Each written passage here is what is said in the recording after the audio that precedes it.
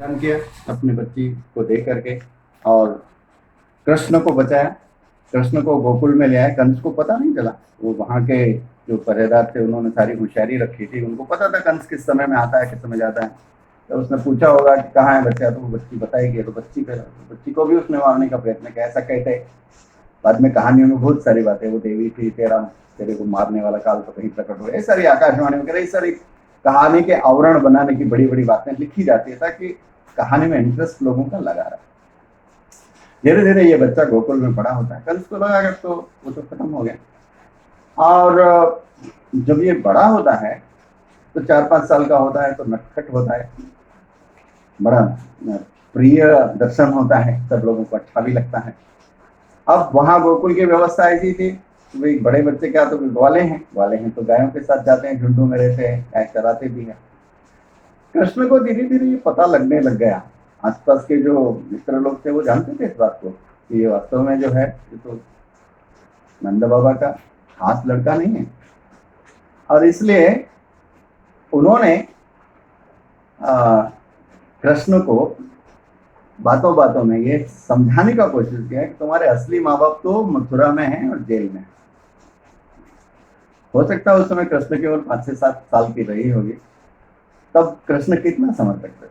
लेकिन उन्होंने अपना काम जारी रखा, बात चलते रही, माखन का और ये ग्वालों में दोस्ती और ये सब चलता। लेकिन जब 9-10 साल के कृष्ण हुए तब जाकर के उनको वहां से मथुरा से भी कुछ लोग आके खबर करने लगे कि वसुदेव के अलावा भी लोग वहां पे जानते थे कि वसुदेव का लड़का जो है वो गोकुल में है। और इसलिए ये बात धीरे धीरे पक्की होने लगी। तब श्री कृष्ण के मन में विचार आया। हाँ, एक बात और मैं यहाँ बताना चाहूंगा कि इस प्रकार से बच्चों को रखने का चलन, मैंने जैसा बताया पन्नादाय का बलिदान, ये अभी भी हुआ है। और मेरे परिवार में ही एक मेरी साली और साड़ू हैं, उनके बच्चे एक साथ हुआ है। और उनको मेरी साड़ू की बहन ने उन दूसरे बच्चे को, दोनों बच्चों में गैप कम था, 1 सवा साल का ही अंतर था।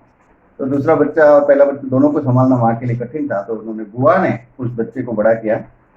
और जब वो 7-8 साल का बच्चा हो गया तब ये इन्होंने कहा अब घर ले आते, तो वो आने को तैयार नहीं था बिल्कुल भी। ये कामा में वो परिवार रहता है और ये अभी जो मेरे साड़ू हो जयपुर में रहते, वो आने को तैयार नहीं था। लेकिन जब वो तीसरी क्लास में बच्चा आया तब पढ़ने लग गया। और पढ़ते पढ़ते उसने देखा उसके पिता के नाम पे आगे लिखा मोनी शर्मा, जो मेरे साड़ू का नाम। तब वो बच्चा उस घर को छोड़ के आया, तब तक वो बिल्कुल आने को तैयार नहीं था। तो ऐसी घटना अभी भी वृंदावन में अभी भी इतने इतने स्नेह को उड़ेलने वाले लोग अभी भी हैं, आज भी मौजूद है। तो जब वो कृष्ण 10 साल के हो गए तब उनको इस बात के बराबर पक्का एहसास हो गया कि मामला तो बहुत गड़बड़ है, अब क्या करें। तो उनके अंदर विचार आया कि ये काम तभी हो सकता है जबकि मथुरा को किसी न किसी प्रकार से बाकी लोगों से कट किया जाए। मतलब गोकुल से ही सारी सहायता और सामग्री वहां जाती है। अगर गोकुल के लोग मिल जाएं सब मिल करके तो मथुरा को इसका मतलब सबक सिखा सकते, मथुरा के लोगों को परेशान कर सकते हैं। जब लोग परेशान होंगे तो शायद कंस को आगे आना पड़ेगा कुछ न कुछ हल करने के लिए, और तब देखेंगे। परंतु पहले तो लोग इतने कमजोर हैं कि उन लोगों के सामने अगर कोई कह दे कि हमें कंस के खिलाफ लड़ाई करनी है तो कोई भी तैयार होने को राजी नहीं हो सकता है। इसलिए उन्होंने सबको साथ लेने के लिए एक दूसरा ही मार्ग चुना। उन्होंने अपने ग्वालों की टोलियां बनाई और ऐसी मंडलियां बना बना करके भजन गीत गाना नाचना ये सब काम शुरू किया।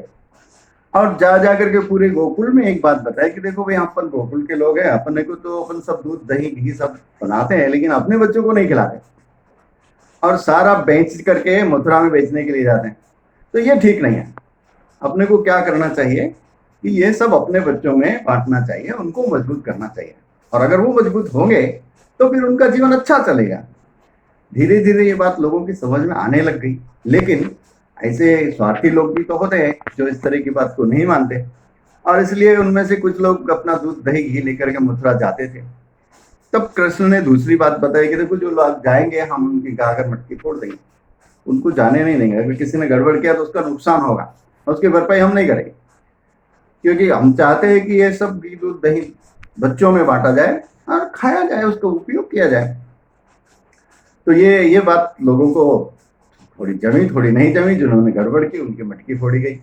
हम जानते हैं कि अभी बहुत सारे अपने यहाँ गोविंदा जो मनाते हैं वो जानते हैं कि मटकी फोड़ने का कार्यक्रम जो है वहां से शुरू हुआ, ये काफी ठीक लगते हैं। कुछ इसी प्रकार की और कुप्रथाएं वहां पर थी, उन प्रथाओं का भी श्री कृष्ण ने अपने हिसाब से, किसी का म्यूट नहीं है, हाँ ठीक है, तो और भी प्रथाएं वहां पर मौजूद थी, उन प्रथाओं को भी उन्होंने धीरे धीरे करके लोगों से हटाने की बात कही। तो उसमें